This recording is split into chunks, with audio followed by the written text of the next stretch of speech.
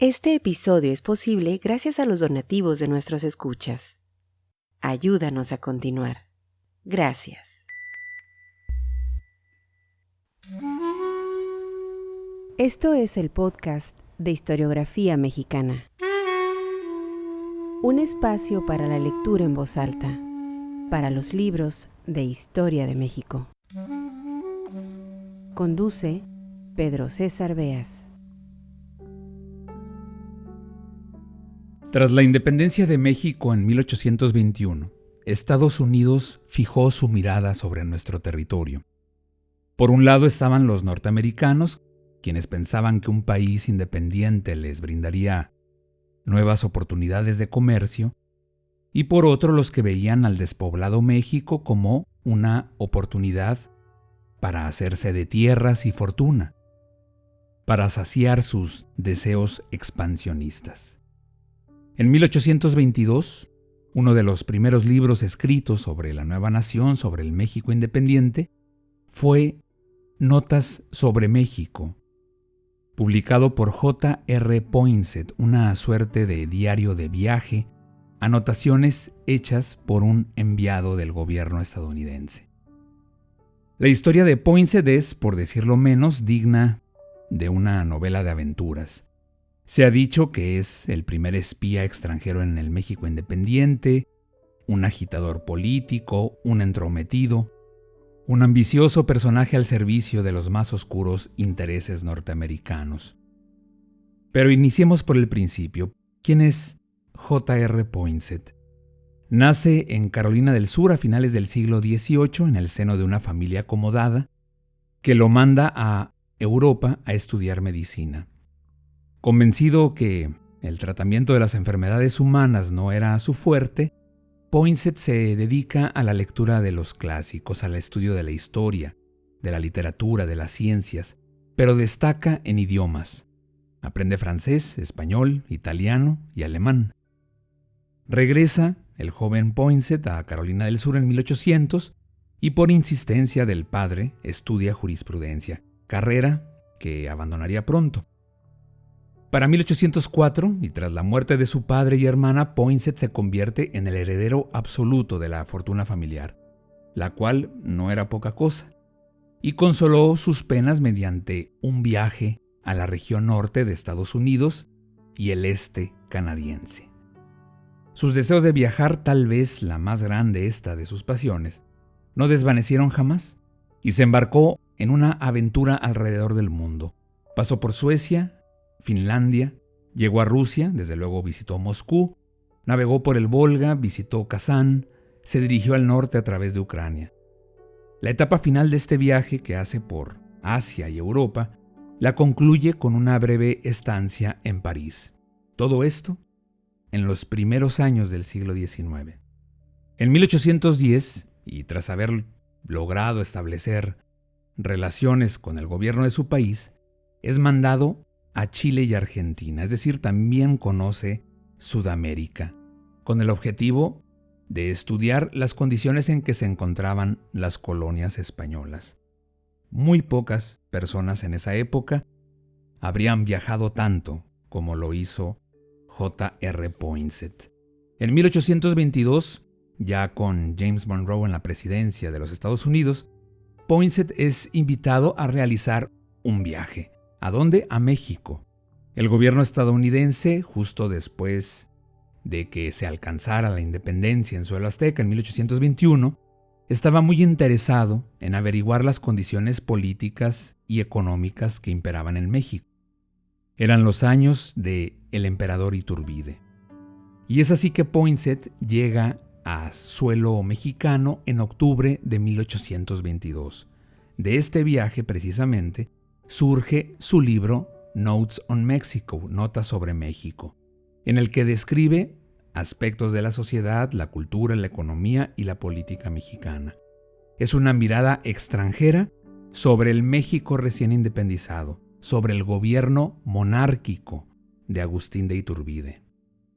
La lectura en voz alta de este episodio serán algunos pasajes de este libro escrito por Poinsett, Pero si les interesa saber más sobre este fascinante personaje, sobre la época en que visitó México, podrán descargar 2 archivos PDF desde la página historiografiamexicana.com, los cuales estarán disponibles en el episodio número 53. El primero de Marcela Terrazas, Poinsett, primer viajero diplomático anglosajón en México. El segundo de Alfredo Ávila, Para la libertad, los republicanos en tiempos del imperio, 1821-1823.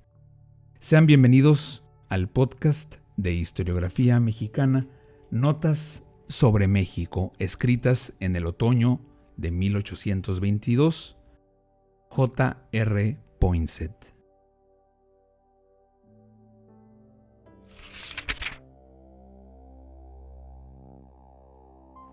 Día 3.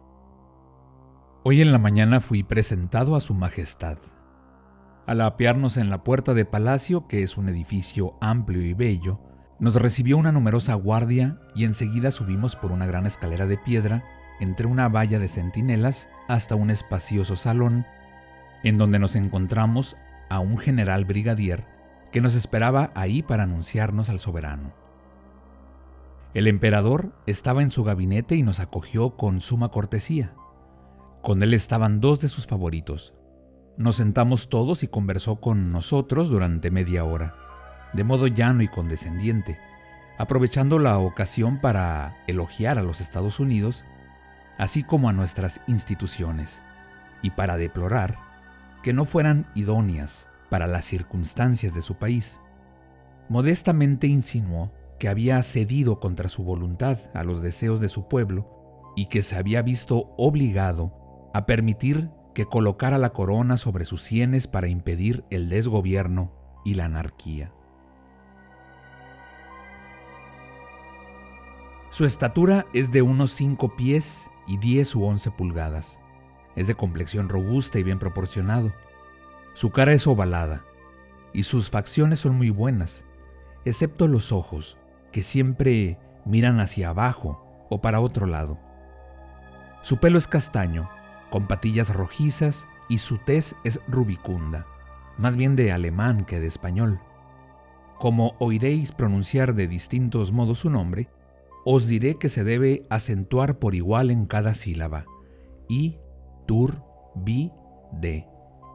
No pienso repetir las versiones que oigo a diario acerca del carácter y de la conducta de este hombre. Antes de la última revolución, en la que triunfó, tuvo el mando de una pequeña fuerza al servicio de los realistas, y se le acusa de haber sido el más cruel y sanguinario perseguidor de los patriotas, y de no haber perdonado nunca a un solo prisionero. Sus cartas oficiales al virrey comprueban este hecho. En el intervalo entre la derrota de la causa de los patriotas y la última revolución, residió en la capital. Y en una sociedad que no se distingue por su estricta moral, él se destacó por su inmoralidad. Su usurpación de la autoridad principal fue de lo más notorio e injustificado, y su ejercicio del poder ha sido arbitrario y tiránico. De trato agradable y simpático, y gracias a una prodigalidad desmedida, ha atraído a los jefes, oficiales y soldados a su persona, y mientras disponga de los medios de pagarles y recompensarles, se sostendrá en el trono. Cuando le falten tales medios, lo arrojarán de él. Es máxima de la historia que probablemente se ilustre una vez más con este ejemplo: que un gobierno que no está fundado en la opinión pública, sino establecido y sostenido por la corrupción y la violencia, no puede existir sin amplios recursos para pagar a la soldadesca y para mantener a sus pensionados y partidarios. Sabedor del estado de sus finanzas y de las consecuencias probables para él de la falta de fondos, está desplegando grandes esfuerzos para negociar empréstitos en Inglaterra. Y tal es la ceguera de los hombres adinerados de ese país que es posible que logre su objetivo. Se han concentrado las condiciones de un empréstito y recientemente ha salido un agente para Londres. Hay otro más que se prepara a partir al mismo destino con toda la pompa de una embajada. Y los profesores de botánica y de mineralogía me participaron ayer con gran consternación que habían recibido órdenes de preparar colecciones para su envío a Inglaterra. Entre todos los gobiernos de la América Española existe un deseo muy fuerte de conciliar a la Gran Bretaña, y aunque el pueblo mismo en todas partes siente mayores simpatías por nosotros, los gobiernos intentan uniforme y ansiosamente instituir relaciones diplomáticas y enlazarse con el de la Gran Bretaña. Están temerosos del poder de esa nación y comprenden que sus intereses comerciales requieren el apoyo de un pueblo industrial y comercial. Nosotros recogeremos alguna parte del comercio de dichos países, pero la cosecha será para los ingleses.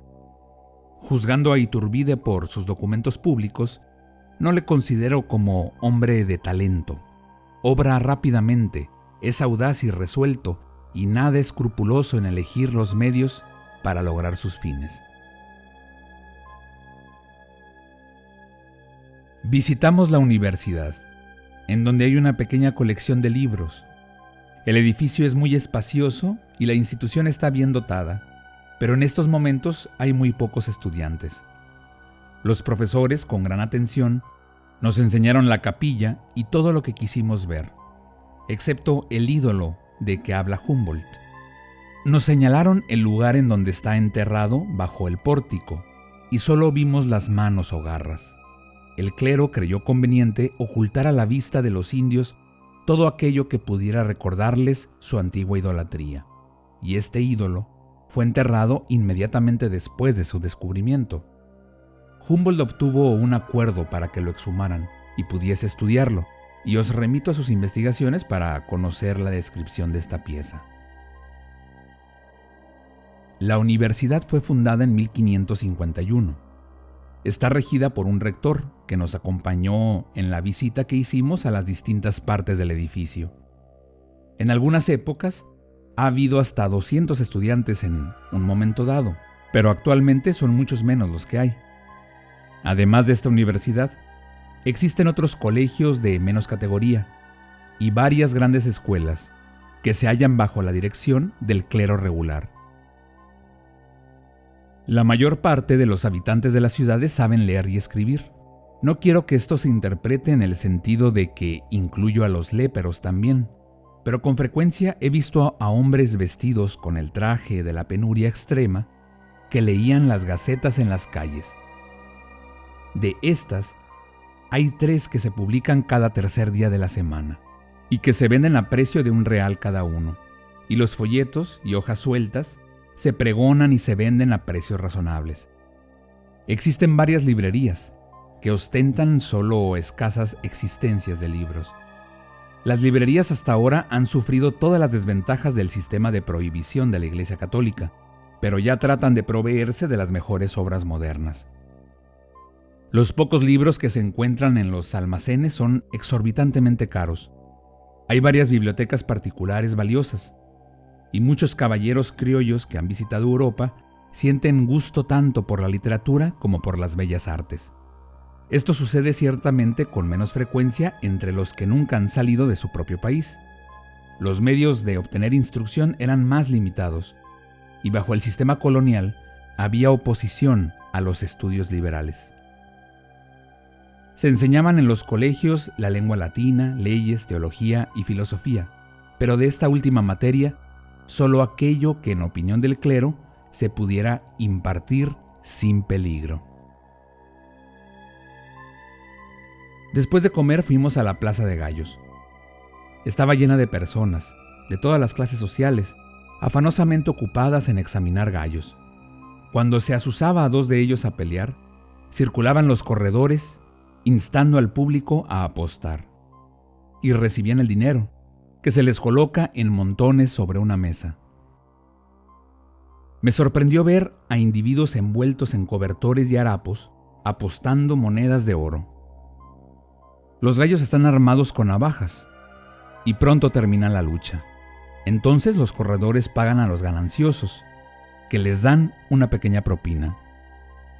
Las peleas de gallos son una diversión nacional en la América española, y los gobiernos obtienen ingresos considerables de los palenques.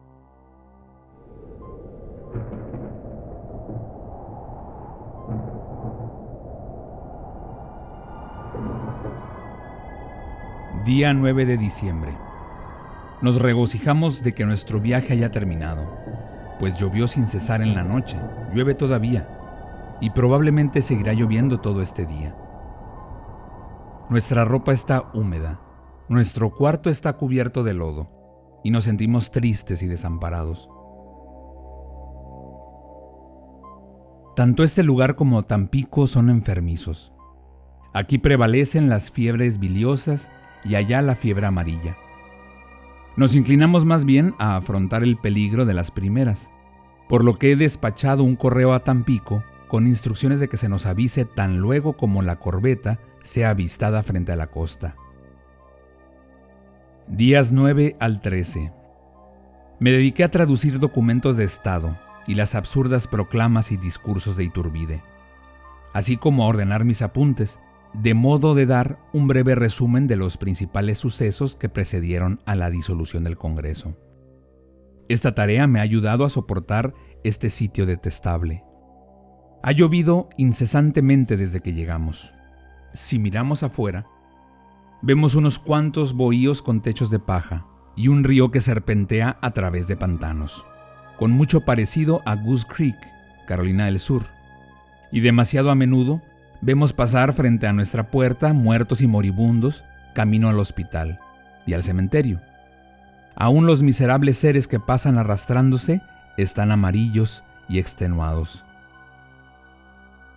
Día 14 de diciembre. Acabamos de recibir por mensajero, desde Tampico, la buena nueva de la llegada de nuestro buque, y nos preparamos a abandonar esta ciudad de chozas. Todo es alegría y bullicio en nuestro aposento.